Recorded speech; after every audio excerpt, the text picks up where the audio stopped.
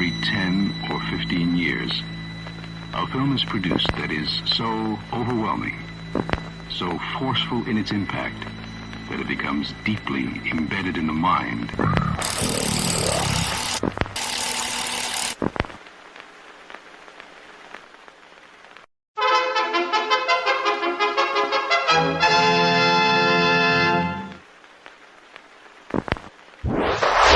Persons under 18 will not be admitted.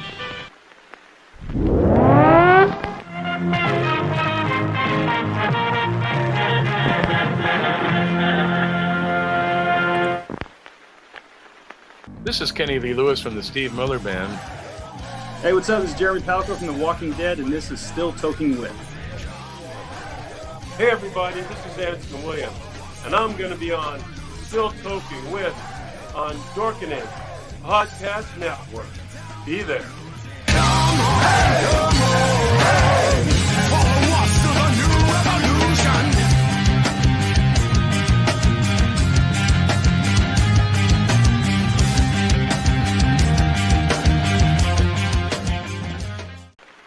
Everyone thinks because you're a zombie, you don't know good coffee.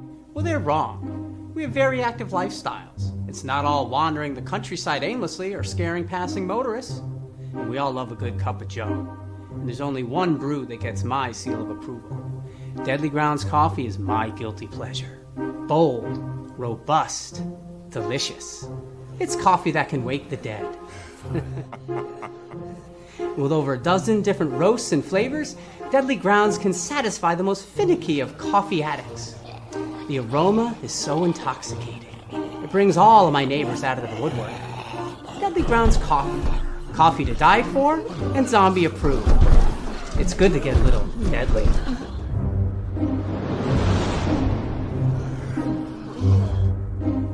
Use the front door! Oh, they're so disgusting. Hey, happy Wednesday, everybody. You're watching Still Toking with. My name's Leo. I'm monkey behind the keyboard here. And who do we got? We have Ben. Hey, what's up? What's up?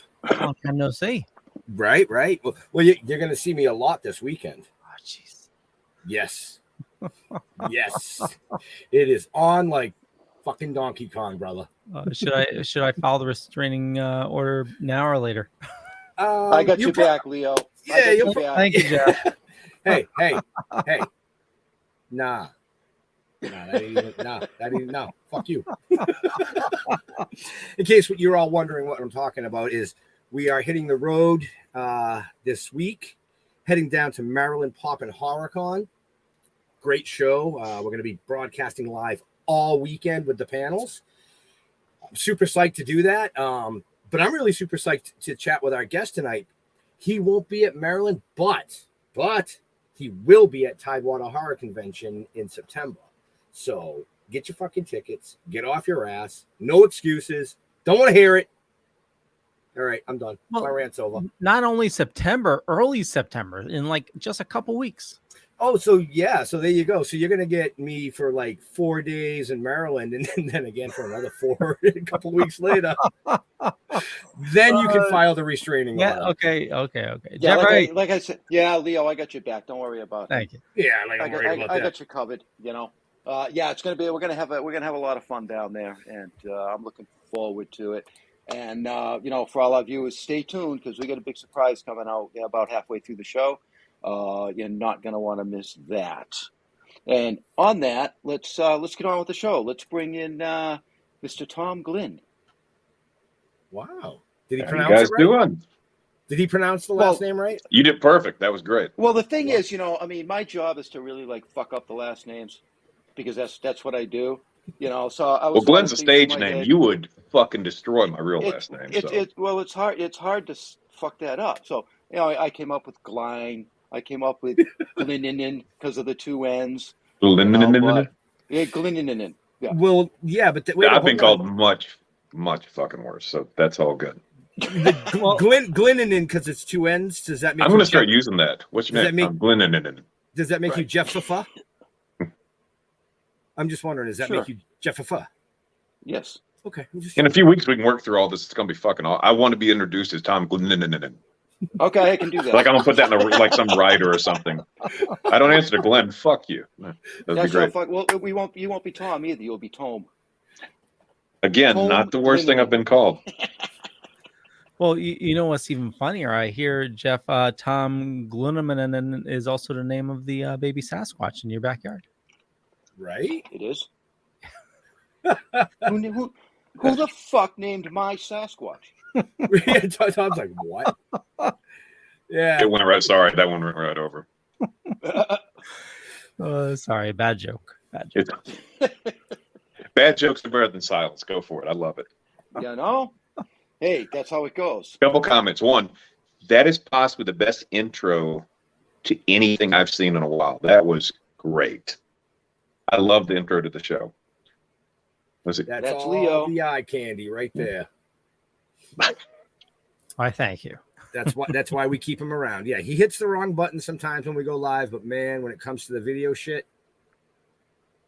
Was that you with Dean Kane, Leo, in the intro? Yes. Yep. I did a movie with him. Great dude. Just a great guy. Mm-hmm. I'm Dean. I'm like, I know, motherfucker, you're Superman. I know who you are. But we watched a hockey game together. Do you like hockey? No, but I will now. Right. Right. Oh shit. Are you a Superman fan? I'm a giant geek, dude. Yeah. I really am. I'm into all that shit. Oh, you're in fucking trouble. Like I'm in my office, but I mean I'm gonna turn around. Like I've got so much random shit. I've got action figures, a Boba Fett, a Mandalorian helmet, a cowboy hat, a Conan the Barbarian helmet.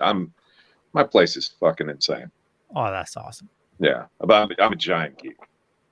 So we know where this fucking show is gonna go fast, Jeff. Well, yeah, I'll try and steer us away from for a little while. I want to know some of his geekiness. So. Well, yeah, but I want to know a lot more about fuck, I don't know. I want to know everything. So fuck it. I'm just gonna. You guys go nuts. I'm here, bro. The only possible thing will happen is a 5-year-old may run in and go, "What are you doing?" "I'm talking to my friends." Okay, and that's it. Right. Cool. Yeah. You'll just have to go like this. It's that way we don't drop any F-bombs. All right. So my kids, I have a 10-year-old and a 5-year-old, and they're both well aware of daddy words versus their words. So I was raised by a construction supervisor, so you can imagine how that went. Oh yeah, Jeff and I are we're both contractors. I remember my mother had a dinner party when I was like 8, and I walk in and somebody's like, "How are you doing?" I'm like, "I'm like a motherfucker." Man, my mother never hit me, but that one time, where'd you hear that? The man you've been married to my whole life, every day. What are you talking about? Right. Yeah. But a good childhood, to be clear. But yeah, right. Motherfucker didn't go over well at that little dinner party at all. No. I learned at the beginning that you got to drop the mother and just say "fuck her." I don't think that would have made it better, but. See, I tried it when I was like 10 years old. My dad was a firefighter, worked for the town, so he had the construction mouth. Okay. But he came home one day after work. I can't remember what happened. I think I was like 10 years old, and I did it silently. I just went, "Man, I got my ass whooped." Yeah, I would have got my finger would have been broke. His face hit the floor. His belt came off at the same time. I was like, "Oh shit, I'm dead." I went up my stairs in my room. I found my closet. I hid in the furthest corner for about 3 hours. Yeah. Oh. Yeah, it didn't matter. I still got my ass whooped. No, my first F-bomb at the dining room table, I was hit by teeth. By teeth? Yeah, my dad had false teeth. He took them out and threw them at me. I'll bite you, you little bastard. That would be a hell of a punch. Just take your teeth out. Like, I'll fucking show you, you little. What do you do to that? Threw them right at me. Yep, threw them right at me. Yep, damn near landed in my soup. Oh, that would have been a bad hit, man. That would have been a bad hit for sure. Wow. But anyway. All right, so Tom, where are you from? Where were you born and raised? I am quite literally a cowboy from Mississippi. I grew up on a small farm in the middle of nowhere. And when I tell you nowhere, I mean, I'm amazed it's not a ghost town. I'm fucking amazed people still live there. Wow. So, did you grow up noodling? What's that? Did you grow up noodling? Noodling.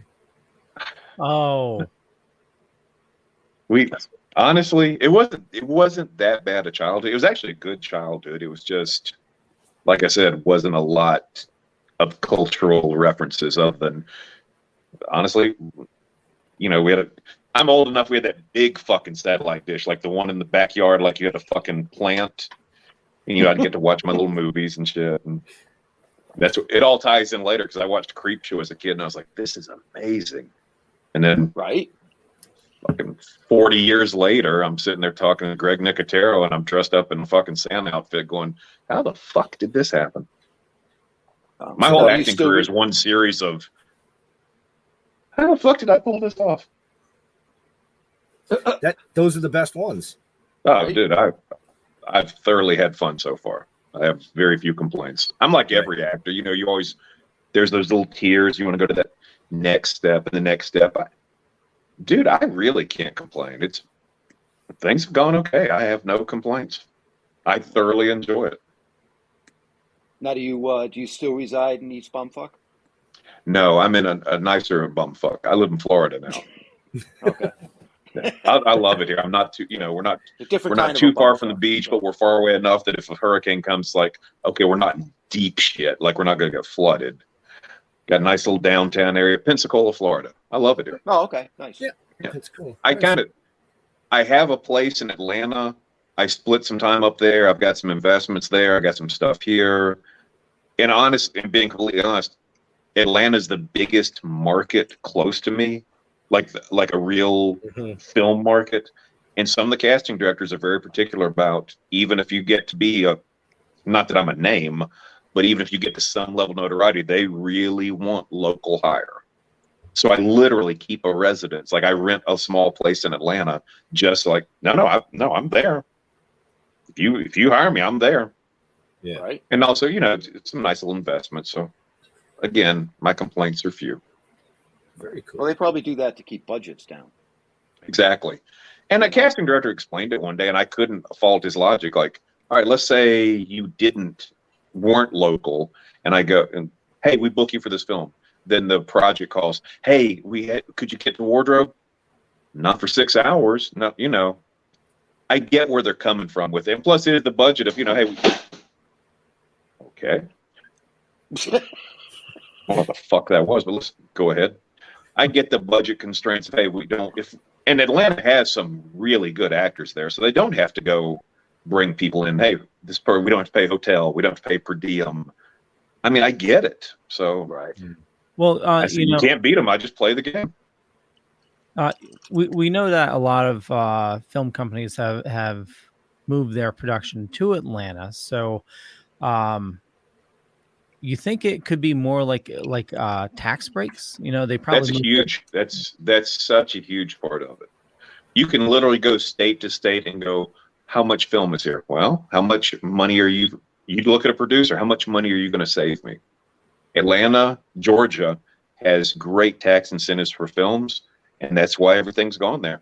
If something ever changed, I'd be shocked because there's so much infrastructure built in there now. Like, they've built huge studios. Tyler Perry has a fucking compound. Like, you can literally, during COVID, he was the first one filming because he was like, hey, test the actors.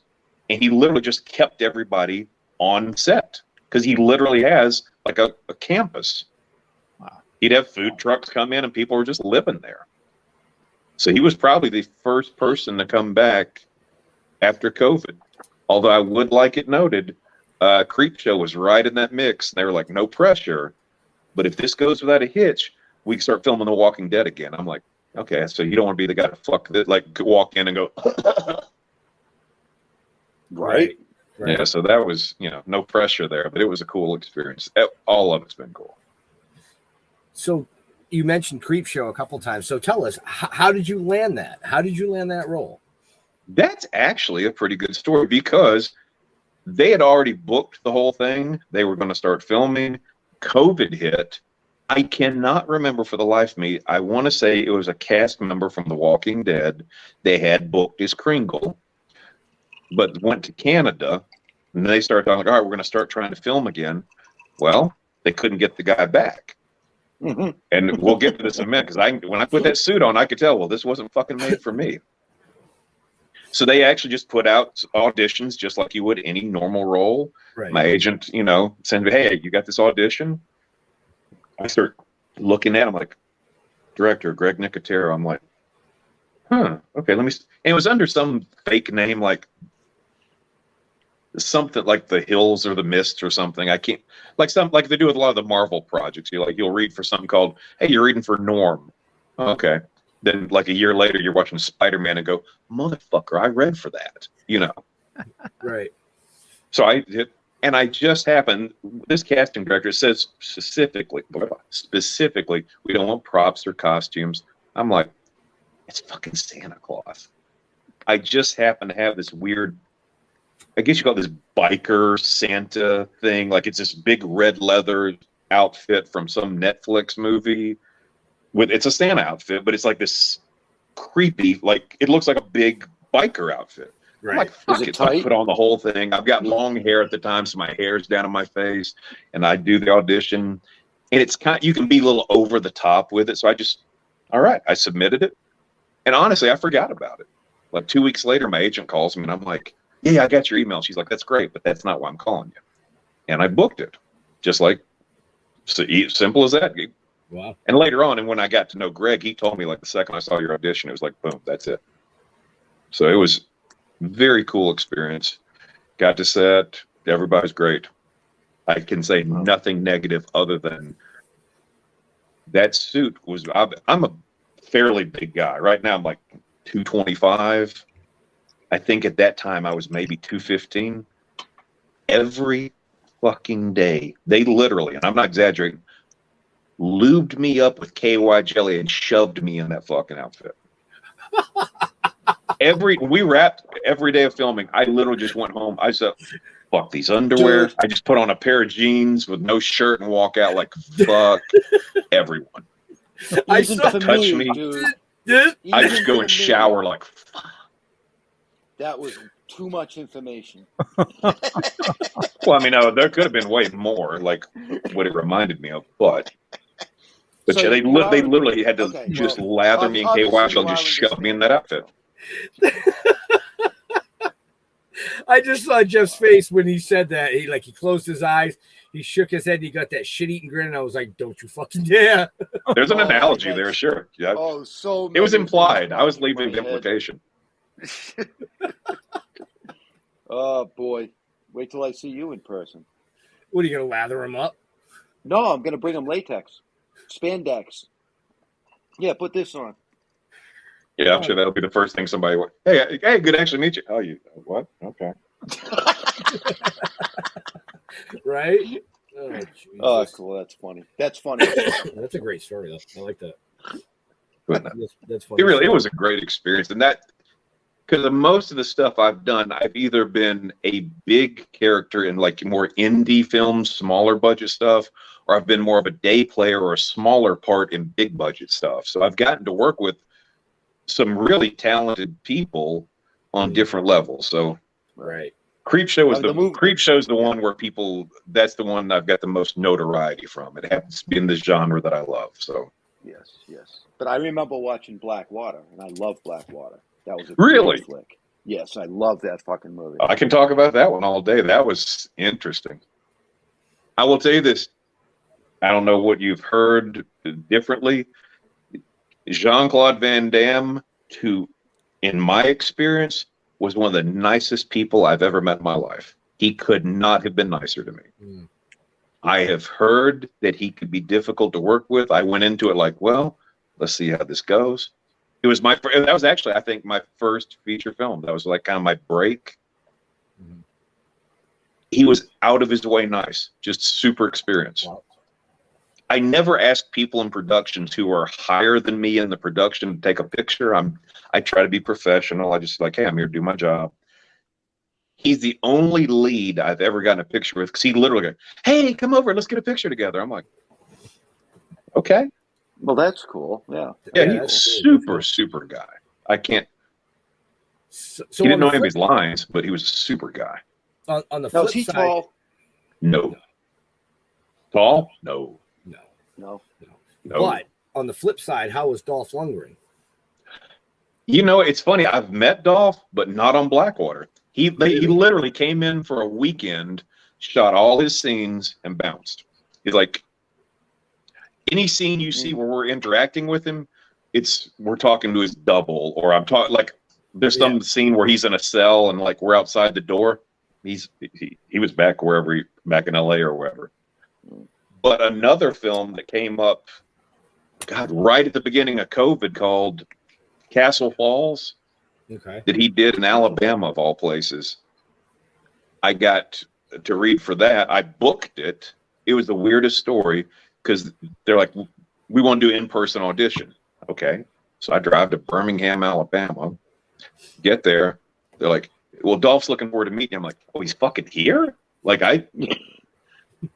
Right. So yeah, I walk in, there's Dolph Lundgren, and then I have to explain, we sort of did a movie together. And he's like, what? And we talk about Blackwater. He's like, oh yeah. Because it's not a masterpiece. It was a lot of fun. It beat Mission Impossible in China. True fucking story. Right. They made some money. Movie. Yeah, it was fun. It was a great movie. I will tell you, when I watched it, it turned out, because we had our little running joke, because we're supposed to be on the submarine. We're filming it in this abandoned school for the most part. We shot 2 nights on the actual submarine. The rest, like, everybody's standing around going like, this does not look like a fucking submarine. And we're like, yeah, okay. Right. It was interesting. I'll say that because I don't want to because again, JC was wonderful to me, but man, if a line was more than 5 words, he was like, what was it again? He was there. He was like, I'm here. I'm going to do my job. But there's a lot of cue cards and a lot of director feeding lines. Wow. I have no problem saying that but again, absolute sweetheart of a human being. His whole family was great. I expected some weird dynamic, and his family was the most traditional. His son loved him. His wife loved him. He loved them. They were like this big, happy family. I was like, I did not expect that. Right. I heard all these stories, awesome. and I was like, no, his son and his wife are some of the nicest people I've met in my life. It was just like this weird. I got semi-adopted for a few weeks. They were just great. But yeah, going back to Dolph, I met him at the audition for Castle Falls. I booked it. Then something happened. They said, well, we're going to have to cut you. We found this guy, local hire. Okay, fine. Then COVID hit, then the whole thing got canceled. Then they started filming again, and they said, well, now we want you for this other part. Dolph really likes you. Great. But then the way it was explained to me, there was an investor who pulled out because of some financial issues following COVID. So they really had to cut the budget, and they literally cut. And from what I saw of the sides and the script that I saw, I want to say they cut literally 1/3 of the characters out of that movie. Wow. Yeah. So I don't want to say it was a bad movie, but I think it would have been so much better if that hadn't happened. Like the script I saw, I was like, this looks cool, looks fun. And then I saw it, I'm like, man, they really had to pull back on this. So, but that's the industry. So, well, you got to do what you got to do. That is true. And with a lot of the films I see, I mean, it's a business, it's weird because you get to see on one side of it, you see super artistic people who are committed to, like, this is going to be my performance. It's going to be, they don't give a fuck about the business side. Then on the other end, you've got producers who are literally like, I don't give a shit about the story or that there's a formula and a profit margin. I'm worried about distribution, investors, and our bottom line. And that's it. And then you have, God bless the director, who's got to make these two things work together, which is one of my good friends in the industry. I've worked with him several times as a director, Tom DiNucci, and I will tell you, there are times I've looked at him like, how are you not just a fucking alcoholic? He's like, well, brother, it'll test you sometimes. Because he's got like some super artsy guy calling him at 2 a.m. saying that his feelings are hurt. Then you got a producer over here just, hey, we got, this many hours, we got this person on set for this many hours, boom, boom, boom with the money stuff. And it's like, you got to make those things work together. And Dude, you don't have enough money to get me to do it. Everybody's like, I want to be a director. Hell no. Mm-mm. No chance. No. I like showing up, going to Crafty. Here's my words. Oh, I'm going to play make believe a while, and they say that's a picture wrap, and everybody claps and says your name. You're like, oh, this is really cool. Then you go home. So, what was your favorite role? I've enjoyed all of them for different reasons. I'm going to say Creepshow just because that's probably the one I got the most notoriety from. It opened up a whole different avenue of things for me that other stuff hasn't. And honestly, the crew was just phenomenal to me. Greg, and I'll sing Greg's praises all day. Have any of you guys actually met Greg Nicotero? No. But our affiliate, which is Diamond Productions down in New York, Bill Diamond himself, he's actually friends with Greg. Let me tell you, Greg is just the nicest guy. I was blown away by what just a good person he was. Like, invites me like, hey, we're gonna have some people over. You want to come over? Greg didn't know me other than I'd worked with him a few days. Like, yeah, sure. And just invites me in his home. Is like just showing me around. Imagine a teenager who loves horror movies wins millions of dollars. You got Greg's house. Like, it's just horror stuff everywhere. Like, there's a legit zombie from The Walking Dead just sitting in the corner. There's I think he has the original table from Young Frankenstein in one of his guest rooms, like stuff like that. It was just like, this place is awesome. Right. I'm sure his neighbors like, what the fuck? But I thought it was the greatest place I've ever been. It was like Disney to me. But just a night. He was genuinely concerned about me because the suit, honestly, it got hot filming that. So he'd like, hey, you doing okay, buddy? And hey, man, you're doing a great job. Everybody loves you. You're a trooper, Tom. Everybody loves you. The one thing that kind of was touching, we had to do pickup shots. They could have put anybody in the suit. I mean, I don't do anything that day. He's like, I want you to get another payday. I said, if we have to use somebody else, fine. But first, make sure Tom Glynn's not available. That meant a lot to me. Because that's an extra SAG day. Plus, just, that you feel appreciated. Mm-hmm. Yes, just a cool guy. I got to see his band play. I want to say it's probably been a year now. They had a show in Atlanta, The Rocking Dead. Highly recommend you check them out if they ever play anymore. I'm not going to comment on that. Yeah. I didn't think you would. No, not at all. Hey, Leo. I'll ask you later. I'll fill you in person. Perfect. Good. Fine. Leo. Yes, sir. We got bills to pay. Special. Yeah. So is it just that one, or is there something else you want me to run? No. Okay. That's like 2.5 minutes, so that kills all both commercial spots. Yeah, let's just we'll go ahead, Jeff. Put the camera on, Jeff. Why? Because we've been talking about this for a while. So what we're about to show you is something we've been working on behind the scenes. It's kind of fucked up, but it's just as fucking stupid as the live action. We had a lot of fun. We actually I'll give you a little. No, I'm not gonna. Fuck it. I was gonna give you the tip, but you're just shafting everybody. Yeah, I'm just gonna. I'm gonna shaft everybody. That's so.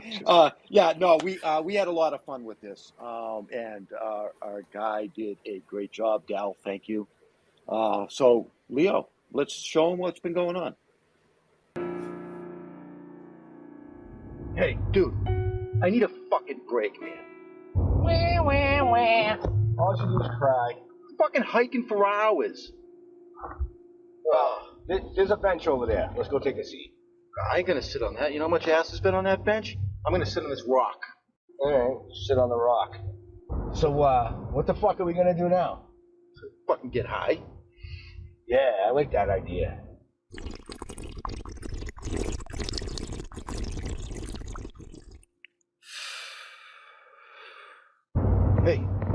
Hey, look over there behind those trees. What the fuck is that? Isn't that fucking ugly zombie that you fucking got stoned? He stole our weed? Let's go get it. Hey, man, watch out for the one on the fence. Fuck! Jesus, they're everywhere. Piper! Where is she when you need her? She's probably pissing behind a fucking tree. Oh, piss off, dude. Take that, ants. I'll piss all over your home. All right, so I'm high.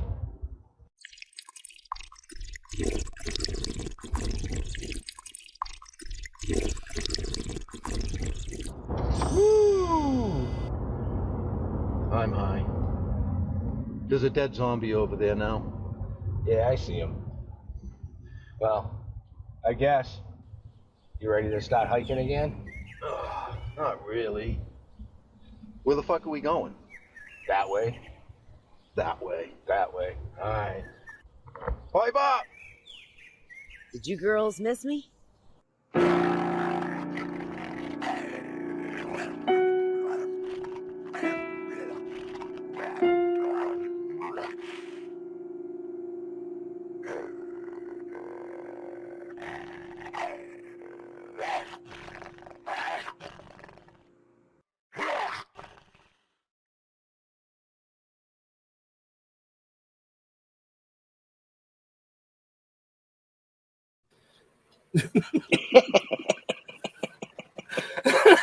I like how he brought you back full screen. Yeah, I was. Thanks, Leo. You're welcome. Yeah, no, I actually laughed at myself. What? All right, Hey, Leo, why are you not functioning right, man? Everybody's fucking full screen. Quiet. Jeremy, I know you gave him a brownie, Jeremy. He told me your ass is mine this weekend, buddy. I know who's going in the swimming pool in his fucking clothes. Yeah. So anyway, everybody, there you go. We'll talk about it later. We have a guest. That's right. Isn't that?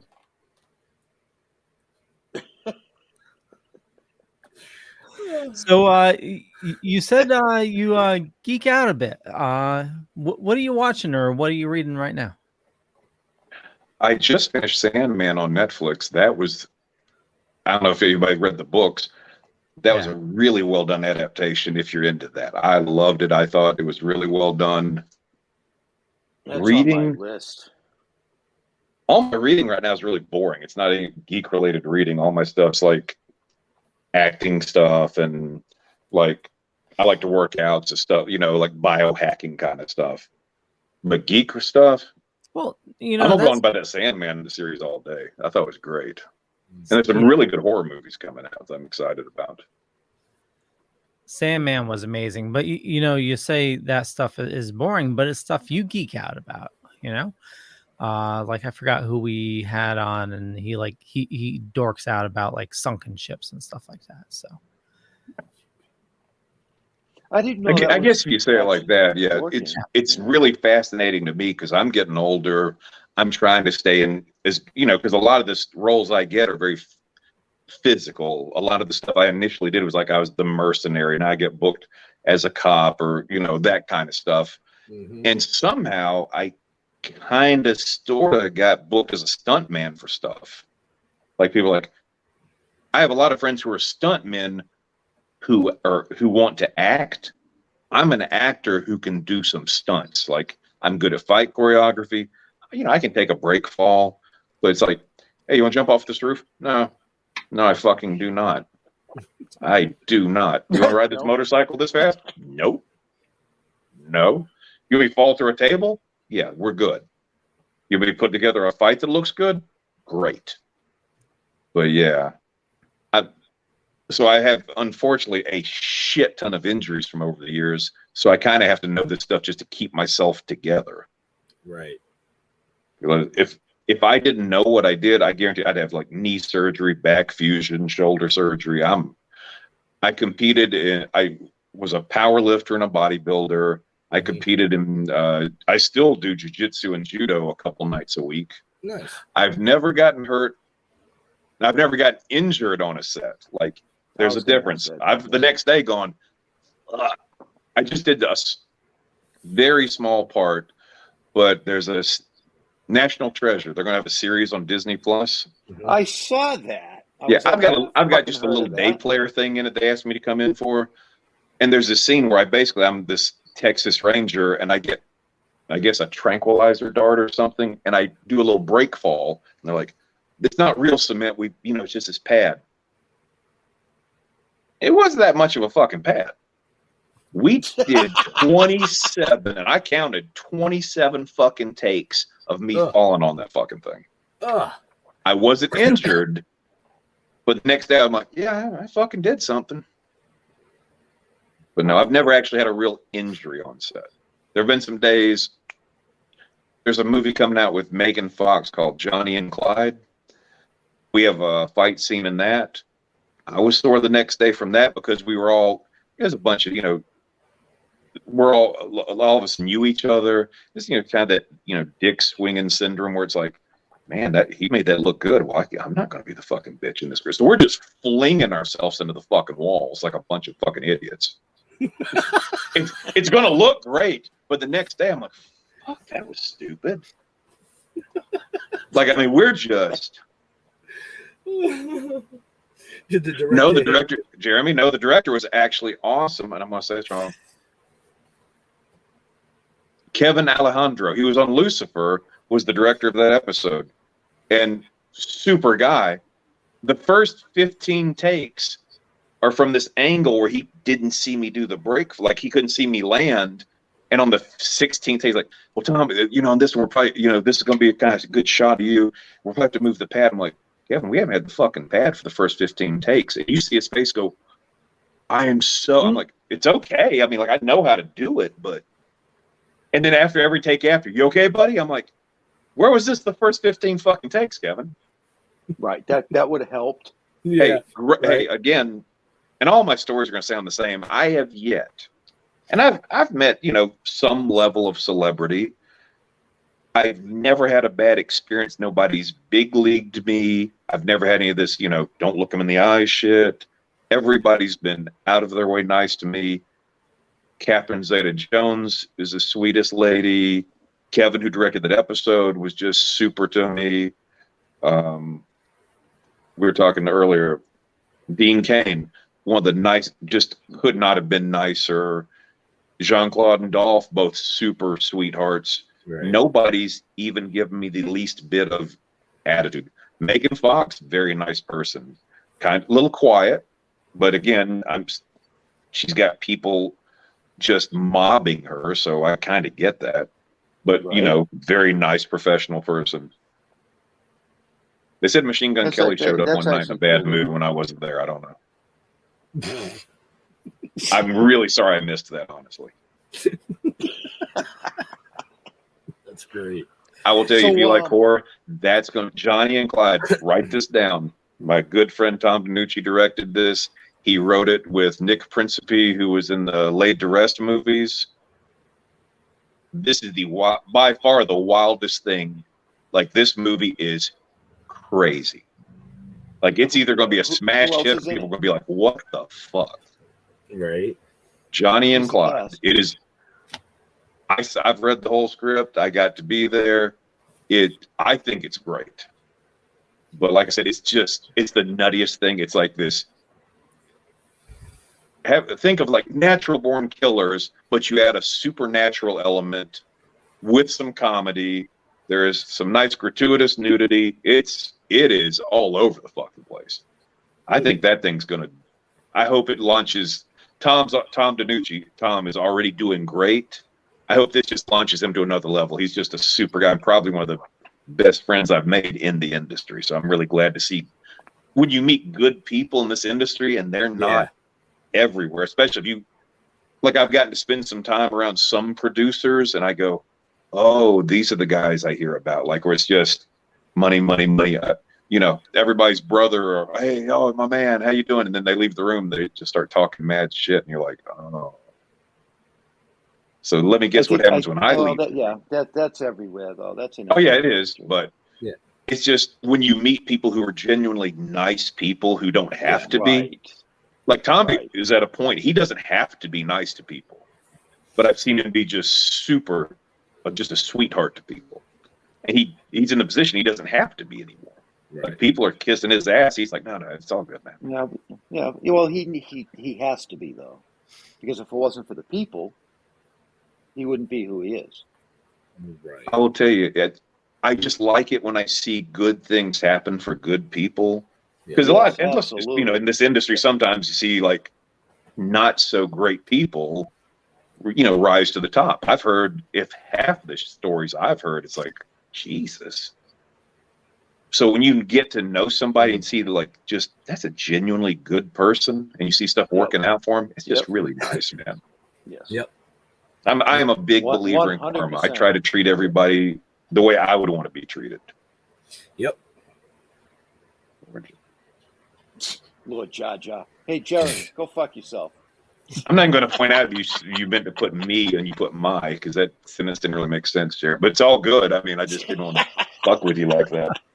I didn't want to be the guy that says you misspelled your, you know. Oh, by the way, Jeremy, when we do Tidewater on the road, I think I'm going to give you Tom Glynn panel. I'll do it with him. That's going to be fun. I'm looking forward to Tidewater. That's going to be fun. Yeah. We're going to have a blast. That's going to be great. And like I said, I love meeting people who genuinely love horror. So it's good. I'm also easily entertained, so I'm going to have fun no matter what. Well, then you're definitely going to have fun. Oh, we're going to get along great. Especially if you're easily entertained, we're going to have a fucking blast. Let me tell you. I grew up on a farm, so I'm like, oh, shiny stuff. Yay. Oh, see, now we circled all the way back to the noodling. You just fucking know. We didn't do that shit. We actually had running water. Fuck you. No. The noodling. Don't you know what noodling is? Isn't that where you have the stick to find water? No, that's dowsing. Noodling is when you catch catfish with your arm in the rivers. Now I remember that, and honestly, as fucking ridiculous as it sounds, I think I had somebody in my family who could do that shit. Wow. Am I right, Leo? Right? Yeah. That's a really big thumb smoke. Right. No wonder that didn't go over good at the beginning of the show. Nobody knew what I was kind of listening like meant. Well, either way, it was like, that's some redneck shit. What are you talking about? Which is where I grew up, but I think I actually know somebody who would do that shit, like, catfish. Yes. Yeah. No. Yeah, I love that shit. No. Do it. I'll do it. Oh, you can have that. No, you can have that shit. I actually, no, but. All right. You go noodling. You go noodling. I'm going to sit on the show with Tom, and we're going to videotape it. That sounds like a plan. Right? Okay, and then when I catch it, I'm going to bring it up and slap you both in the face. Dude, that thing's going to drag you. I will tell you what, if you catch a fucking catfish with your fucking hand, you can fucking hit me with that thing as hard as you want. I think you're going to. Have you ever even seen a fucking catfish? That sounds like a bet. That sounds like a bet. I've caught catfish. Okay, I didn't know. Not everybody. I grew up on a farm. Again, we also had a pond with catfish. Well, people don't realize you can get finned. Those things will fucking cut you. Yeah, I mean, you're talking a mouth about that big around, dude. It's going to swallow you. Dude, some of those things get up frighteningly big. Oh, yeah. I've seen one. I was like, this looks like some dinosaur shit. Like, you're genuinely like, get that thing the fuck away from me. Why do you think I only swim in pools now? When I sit, you can noodle on a smaller scale. Maybe it's called niddling. I don't know. Oh, what are you going to But I should be able to catch the little fish with like a finger. You don't have to use your whole arm, right? I'm gonna let the obvious just slide here, and you're like, I'm gonna go a little smaller than my hand. I'm like, don't get finned. Is all I'm saying. I don't want to see you get hurt like that. I would. I think it'd be fucking hilarious. Well, yeah, but you guys know. I'm like, dude, that's pretty harsh. I'm going to bring this back on. I'm going to bring this back on track. You are, because I had a question too. All right. Well, ask your question. Go ahead. Okay. And then I'll ask mine. Okay. Well, mine's going to change the topic. So go ahead. Well, mine was going to change. Well, whatever. Not like you two fucking. What the fuck? Are you married or something? Leo, ask your question. Okay. So you said you got some action figures and stuff around. Is there anything that you're currently collecting, or is there something you're looking to get? Not really specific. My attention span runs like, so I just find stuff that I find interesting. Like if I'm looking right now at what this setup I have in my room, in my office, which is hilarious because if you look at this place, it's a large room. My wife and I made this deal. This is your half. This is my half. So in my half's all this geek shit, a gun vault, it's the guy side. Her side's like peace signs and art supplies. Like you can see the line in the middle of the room where it's like testosterone injections start. But right now, like I got a House of Thousand Corpses, like Captain Spaulding action figure in the box, and like the Conan the Barbarian and Thulsa Doom, and let's see what my personal favorites, and I just happen to find them online. Do you guys? There's a cartoon series called Golgo 13. Oh yeah. I've got like these little action figures from that. That's probably the geekiest thing I own. And like I think a statue from the Baki series, like of the dad Yujiro. I think that's the. God damn, I'm getting pretty geeky just talking about this shit. I hear myself talk. I'm like, I need to call my wife. Be like, you sure you still want to fuck me after listening to this? But no, it's a tie between the Golgo 13 figures, and I've got a Japanese figure of a MMA fighter named Rickson Gracie. He's like he helped popularize Gracie Jiu-Jitsu in this country. Mm-hmm. So I've got a little Japanese figure of him that's still in the box. I think that is the geekiest stuff I own. Nice. Yeah, the Gracie legacy is amazing. Yeah. I'm a brown belt in Brazilian Jiu-Jitsu, so I'm into that. Really? Yeah, you said that at the beginning if you were paying attention. I heard him. Yeah. I mean, I sent it in the bio. I put it in my bio. I am. Oh no, I did mention I don't train like I used to. I used to be really into it. Now I literally go like twice a week, and I go really more for my son. He's 10.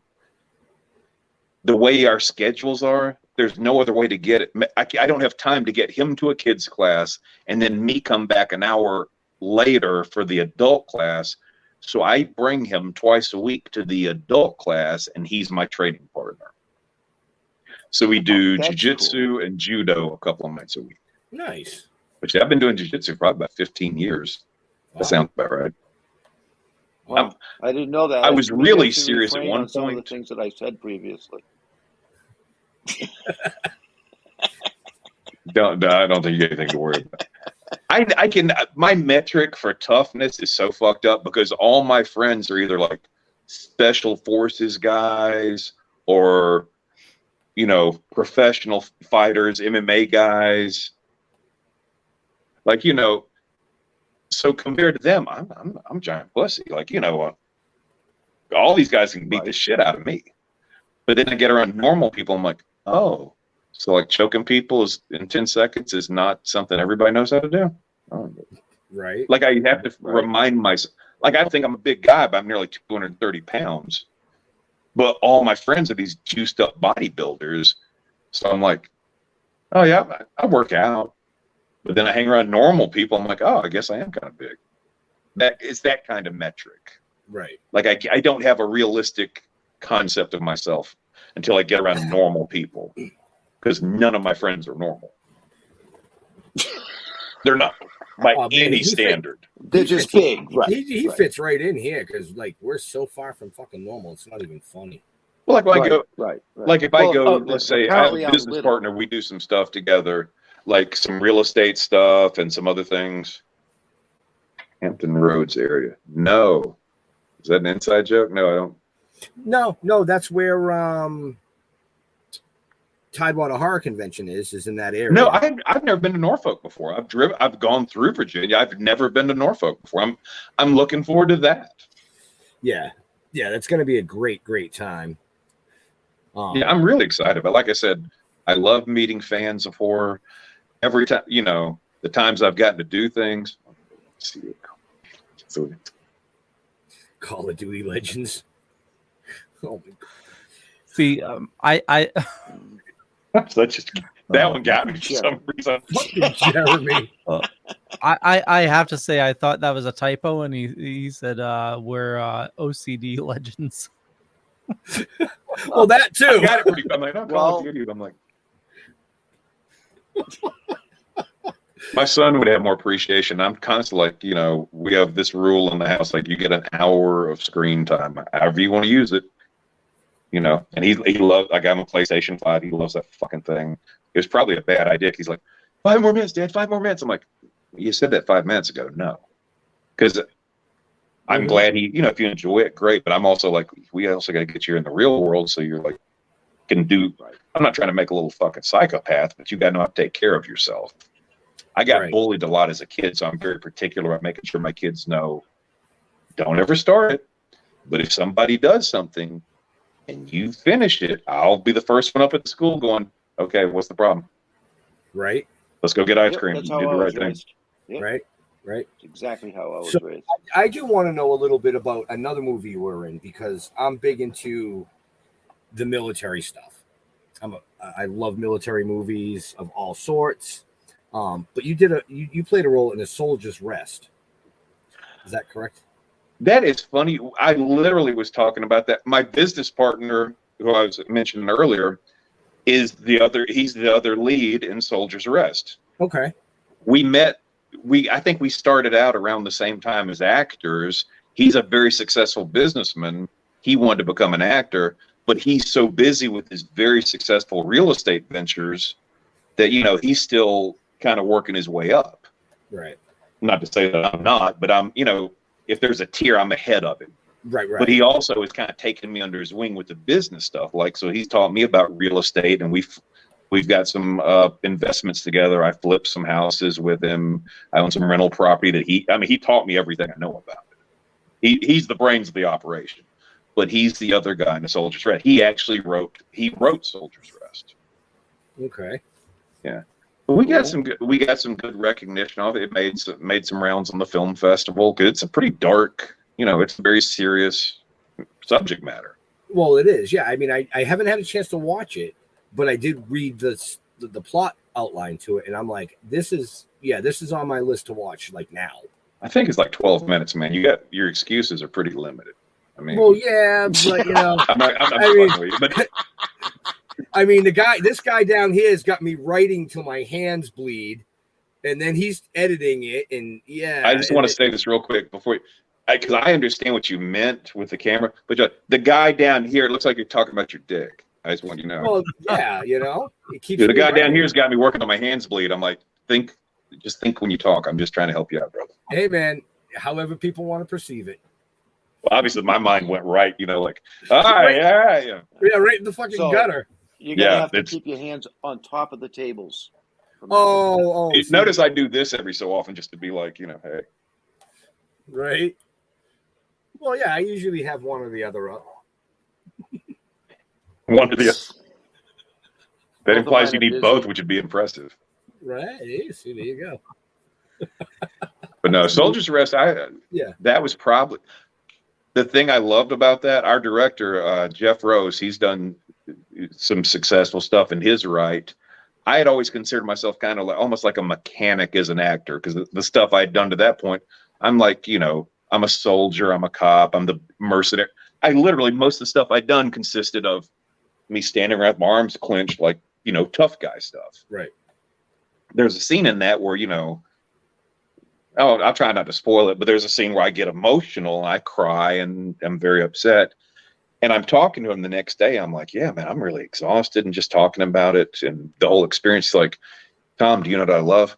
I got to see you become an artist. I literally pulled my car over and I was about to cry, because I'd never thought of myself that way as an actor. It was just like, all right. I was like, almost stuntmanish in my, I'm a big, tough looking guy. I go for those roles. I stand around and look tough. And, here's my check. Cool. Thanks. Like, it never occurred to me, like, oh, I actually can have some range at this, or actually have some talent to do something beyond that. So that, to this day, that's probably one of the best compliments I ever got. He said, I got to see you become an artist. That's awesome. It was a great moment. It was a very changing moment for me too, because then I went, all right, I guess I need to be a little more serious about this. Right. And like I said, Grasshopper. it's one of those things. There's levels, because to be completely honest, I mean, there's not a real percent. I'd say 80% of acting a fucking chimp can do. Here, you remember these words. You pretend you're the person. It's not like people go, you're an actor, that's amazing. It's really not. I just happen to have the kind of life that I could pursue it. But then there's levels, because then there's that next. I did, and again, very small part. There's a series coming out, George and Tammy. It's based on George Jones and Tammy Wynette. The lead is Michael Shannon and Jessica Chastain. Let me tell you guys, when I tell you about acting, there's fucking levels. Michael Shannon, I spent 2 days working with him, and I was just like, I don't know shit. Mm-hmm. He was breathtakingly talented. Method actor. He's drunk in the scene. I'm the cop arresting him. That man would not speak to me.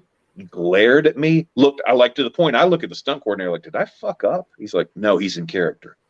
He stayed like kind of sullen for 2 solid fucking days. When we wrapped, I mean, the whole time he's just, all right, we're wrapped. Hey, man, real pleasure working with you. I'm like, the fuck? There's a scene on a staircase, and I'm feeding him the line like I'm doing my line to him, and I'm just sitting there looking at him going, I got to step it up. This motherfucker can act. Because like I said, most of the stuff, honestly, a fucking chimp can do a lot of the acting scenes you see in a movie or TV show. Right. It's not a lot of range. That dude could fucking act. I left that place humbled. Jessica Chastain, 180 degrees the other direction, but just as talented. She could sit there and be like, very nice person, making chit chat. It's January in North Carolina, so it's fucking cold. She's like, oh gosh, and she's so pleasant, just got a blanket on. Okay, all right, camera's rolling. And cut. Oh my God, thank you so much for my coffee. Like, she could just flip it on and off. I can't do that. Wow. But I also don't stay in character for 2 fucking days either. Right. I'm somewhere in the middle, but it was really interesting to see that dynamic. Like, there's levels, and those two, I was just like, shit, because I couldn't do what she did, because she could turn it on like that. I need a minute. And I'm just telling you, that standing on that staircase, doing that scene with him, and just, this takes, I'm just going to stand behind the camera and I'm just standing there watching him, and I'm just like, fuck, I gotta go to some more classes or some workshops or shit. Fuck. He's probably, and I've been blessed to work with some very talented people. He's probably the most talented actor I've met, as far as just raw talent. Fuck, I cannot say enough about how much I was impressed by him. That was my story. Silence. There that was like you left the room speechless after that. Yes.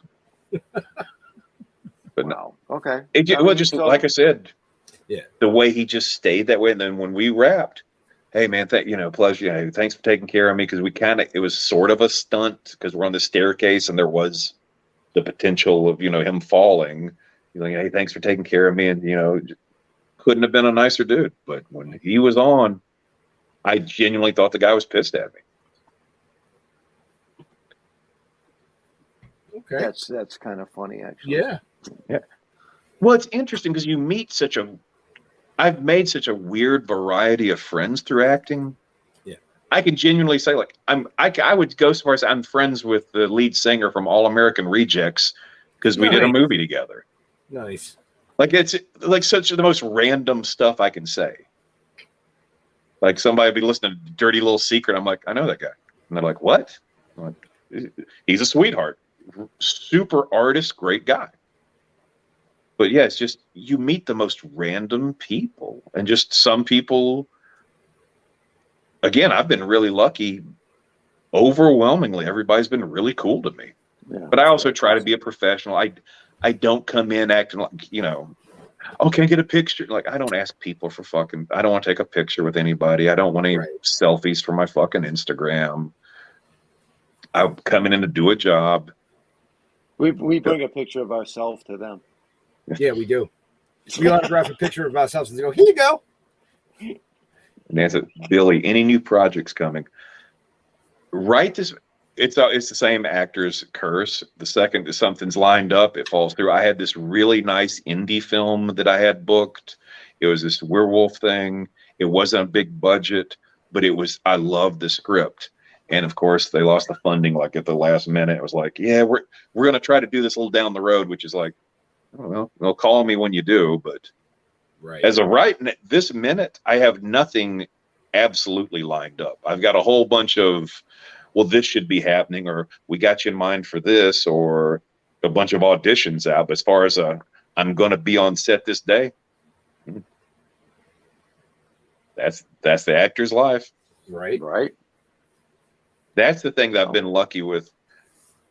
By no means am I a multi-millionaire or anything, but I've got, over the years, I've, tried to be smart with the money that I've made throughout my life. Right. And I've got like, okay, I got this little rental property here sending some money in. I got this going on. So I got a few different things. So there are times I can take a project where somebody goes, well, we're an ultra low budget. I can go, well, let me look at it. And if it's a really cool project, or if it's something I'm like, oh, God, I'd love to be a part of that, I can do it. I always remember this story about James Woods. He got offered Reservoir Dogs, and his agent didn't tell him because it was SAG scale. They're only paying like, back then I guess it was $800, $900 a day, and his agent's like, yeah, you're not getting James Woods for that. And suppose like James Woods found out and fired his agent after. Right. Like, because sometimes if you're just chasing like I gotta get the biggest check, there's some gems out there you miss. Like that werewolf movie, I was really bummed about that because I was like, man, I love this script. It's a good story. And I hope that comes to fruition down the road. Because I think that's going to be great if they, all the pieces come together. But very cool. Very cool. Like I said, as of right now, I have nothing on like you are booked for this. But you could ask me next week and go, hey, I could get a text in 20 minutes going, hey, that audition in New York, you booked it. Okay. Yeah. Right. No, that's what the thing about acting. What's that? What about events? What events do you have coming up besides Tidewater? Really, right now, Tidewater's the only thing on my schedule. I'm taking a little time doing family stuff. It's been nice. And I've got somebody, helps me out with that stuff. I just kind of, they give me a call. You want to do this? Yeah, sure. Very cool. Again, I know I sound like a broken record. I am blessed with a relatively stress-free life. Again, not super rich, but if I don't have to do every little thing, like I don't have to go out there and like hustle and chase stuff at this point in my life. No, you did that already. Oh, I did. What I tell my friends, because I have friends, it must be nice to be doing good. I'm like, yeah, you didn't see me when I held down 2 fucking jobs for 20-something years. So, yeah, it's fucking fabulous to be doing okay. Like, it's kind of not a sore point, but if somebody, I always get irritated if somebody goes, oh, it must be nice to have some money. Yeah, it's fucking nice if you busted your fucking ass and you didn't blow it. Yeah, It's fucking lovely to have some money. True point. Very true. Well, it's just, I don't know. It's just one of those little. If I remember when I was in my early 20s, I had this job. I had just gotten started. And I was broke. I mean, I literally had a sleeping bag in an apartment. And there was this girl who lived across the hall. And she was just going off and she was going out every night and doing all this shit and going on vacations. And we talked enough. Like, we had more or less the same income. And I'm like, what the fuck am I doing wrong? Well, it turns out, like a year later, she tells me like she's like 50 grand in credit cards. I'm like, fuck, Yeah. And I've just seen people over the years, and it's so bad now. And this is a whole nother discussion. I'll do this very briefly. I hate the fact that kids come out of school. It's like, what can you tell me? I can tell you the 12 cranial nerves in order. That's great. Can you write a fucking check? What? Can you tell me how a stock works? Anything. And they're just like, but you can tell me about, the fucking, you can list the presidents in order. I just feel like people need to prepare their kids, or not even, you don't trust the schools, do you? You have to prepare your kids for the real world. And some of that's like knowing how to manage money. Yeah. And I was lucky. I grew up in a household where my mother was very financially savvy, and she kind of clued me into stuff early. Like, you can make choices, but you got to live with them. And so far, things have gone okay. I say it repeatedly. I have few complaints. Very cool. Very cool. So, Leo, you got another show tonight? I do. All right. So let's last round of questions, and we'll let this fine gentleman go. Yeah. Well, we got to. So you said you mentioned a couple times you grew up on a farm. What animals did you have? We had a cattle farm. It was quite. I mean, when I say I was a cowboy, I was quite literally. I'll take a little of the romance off. We had 4-wheelers, not horses, but we were an active running cattle farm. Like, I grew up like rounding up cattle and, send them off to, slaughterhouse. I know where the hamburgers come from. Right. It was not because we were like, oh, did you milk the cows? No, we didn't do that. So obviously you must have cleaned out stalls. If you're asking me if I shoveled shit, yes, I have. So to this day, I can't stand watermelons because we grew them on the farm and would sell them every summer. And when I don't mean like a garden, I mean like acres. And I'm a skinny ass kid trying to pick up these 50-pound fucking monstrous watermelons. To this day, I'm like, I fucking hate watermelons. I hate them. My family's like, this is delicious. Hey, fuck those things. Fuck them. So hey, Billy, you heard that Tom wants extra watermelon in his room in Taiwan. The fucking it's sad too, because I'm like, this seems like it's healthy and everybody's having fun, and I'm just like, keep that shit away from me. You could stick a bottle of vodka in one. I'm like, no, fuck those things. I'm traumatized. Okay. I was 10. You couldn't do this shit now. Like, I was 10 years old sitting on the side of the road with some stand my dad set me up on selling watermelons. And people, let me tell you something. Don't haggle with a fucking 10-year-old. That's fucked up. Because people would sit there and be like, well, I'll give you this. I'm like, I'm fucking 10. Right. Like, it's just.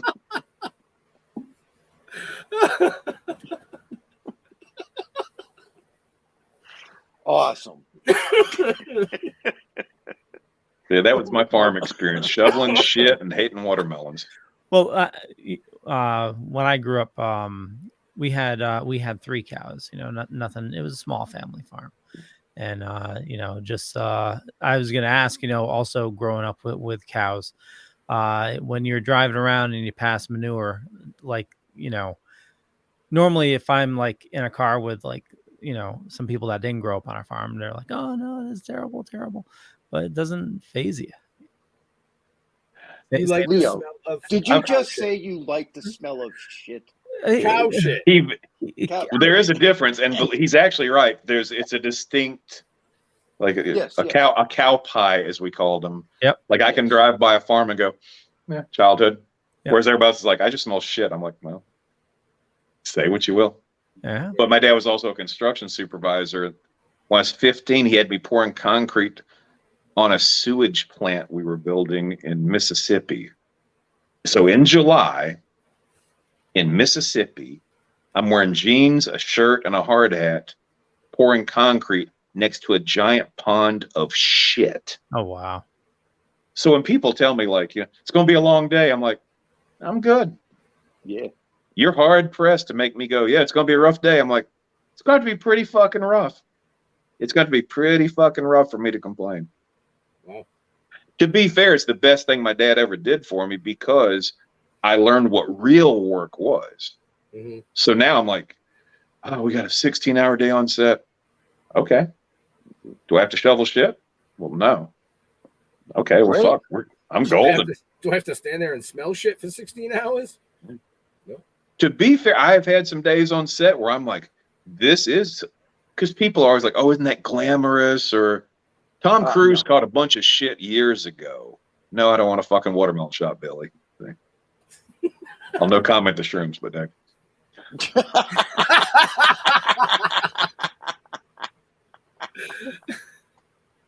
but no, I know what work is. My dad was very clear about you're going to learn what work is, so you want to go to college or do stuff that's not like I grew up.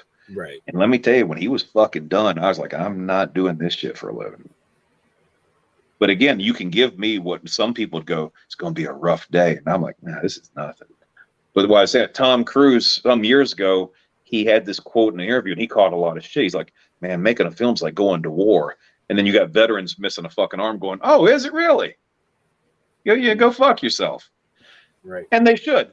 But I got what he meant, because it's not like you're not just sitting around in a fucking, glamorous setting. It's usually, all right, it's hot as fuck. I'm wearing this costume, or, we're doing the 5th take of me doing this fight scene, or I'm having to, we just switched my line. Oh, you want to change the lines like with 20 minutes? Okay. And everybody's looking at you. When I did The Gifted, they were like, no pressure. When you say your lines, that's going to be the cue. This truck's going to come up. There's going to be all this pyro. And they're talking about like there's going to be like 10 grand worth of fucking explosions and special effects based off me saying this line. And then half an hour before, hey, we switched up a couple of the lines. I'm like, oh, no fucking pressure. Right. I get it when people, say stuff like, man, it's a tough day on the job. I get it. But then when you talk to people like, who are literally shoveling shit, or, garbage men, or like got real jobs that are not making good money, I can see where they'd be like, oh yeah, boo fucking who. Right. So that's my rant on that. I apologize. Don't apologize. It was a perfect rant and a perfect way to close the show. So Leo. Yeah. I know you got another show. We don't want to keep you, and we don't want to keep much appreciated Tom from his family too much longer here. And we're going to see Tom in about 3 weeks, I believe. 3 weeks, yeah. About 3 weeks. 8th, 9th, 10th, 11th. Is that right? 9th. Tidewater Horror Convention. Yeah, very excited. Billy said 2 weeks. Well, it's 2 weeks after Maryland. Oh shit, Maryland's this weekend. So no, you guys are going to be in Maryland this weekend, and 2 weeks after that, I'll be seeing you guys in Virginia. So, like, it's going to be awesome. Like I said at the beginning of the show, folks, Maryland is this weekend. If you haven't gotten your tickets, get them. If you miss this event, well, you can only blame yourself. I've seen the lineup. I think it looks great. I think it's going to be an awesome time for you guys. I think you guys are going to have an awesome time. Both lineups for Billy and Brian's shows this year are fucking amazing. Tom is going to be down in Norfolk. That's a horror convention. Check out the lineups there. Get your tickets while you can. I'm telling you, man, we have a good time. And those two guys put on one of the best cons I have ever been a part of. I am stoked about it. It's going to be great. So not only celebrities, vendors, awesome vendors there as well. Yep. And trust me when I say I've never been at a better show. You'll understand why, Tom, when you're there. And to patrons, get your tickets, man. I'm telling you, you're not going to want to. I'm excited for it. The only thing I ever worry about is trying not to buy stuff while I'm there. I'm like, how the fuck am I going to get this home? Right? Because I'm a fan. I see stuff. I'm like, oh, that's cool as fuck. Tom travels with 3 suitcases. Only one has clothes. That's actually a great idea. I should do that. just an empty one. So it's like Homeland Security's like, what the fuck? What the fuck is this for? I'm like, it's gonna be full when I come back. They're like, yeah, they'll be like, yeah, we want you to step over here for a second. Yeah. We're gonna need you to come over this line over here. You thought you got lubed up for that suit. Let me tell you, after wearing that fucking suit a few days, 80. That's Billy, awesome. Dude. That is big shit. Okay, awesome. So, but yeah, Leo, do your thing. Now that you're taking a drink. Yeah, I know. I gotta. Well, anyway, I want to thank everybody for watching this fine evening. For me, just Google Leo Pond. You find a bunch of stuff. Could be true, could be not. I'm not gonna say which is which, but I run the Dorkening Podcast Network. Brian says gonna be 2 epic weekends. Totally agree. So yeah, head on over to thedorkening.com. We got about 40 shows on the network. There's a lot of awesome people doing a lot of awesome stuff. We're gonna actually be doing another live show at 9, so tune on in for that. And so Tom, where do you like people interacting with you? Really, the acting stuff I mostly promote on Instagram. That's at Real Tom Glynn, GLYNN. That's the best way to follow things with my career. So that's my number one thing. Awesome. Jeffrey. Go to stilltoking.com. Stilltoking.com. I'm high as fuck. Tom, you are awesome. I had a lot of fun. You're just yeah. I'm so fucking big. We're gonna have fun. We're gonna have fun. Oh man, all I gotta say, Jeff, is 6 a.m. I'm gonna be sitting outside your house. So 6:30? Nope. 6 a.m. 6 No. a.m. man, we're hitting the road. 6 a.m. We already talked about it. You confirmed the time, man. I'm just saying. So as high as a kite as that you. Well, I'm driving anyway, so it doesn't matter. You'll still be fucking high at 6 a.m. So wake and bake, yeah. Right. He won't even have to. He probably ate a couple of edibles. Yes, I know I'm number one. Thank you, sir. Thank you. But yeah, like Jeff said, check us out at stilltoking.com. Everything is on there, from the comic books to this amazing show that we run, all archived there. The film series, and now the animated series is on there. Yeah, we want a huge shout out to Tom for hanging out with us tonight, taking time away from his family. It's a pleasure, guys. Thoroughly enjoyed it. Big shout out to Billy and Brian. We look forward to seeing you guys tomorrow and getting ready for this crazy weekend down there in Maryland. And most importantly, to our veterans and first responders, we want to thank you for doing what you do every day so people like us can do what we do. Stay safe. Amen. We'll see you Absolutely. next week. We're out of here. Peace. Thank you, guys.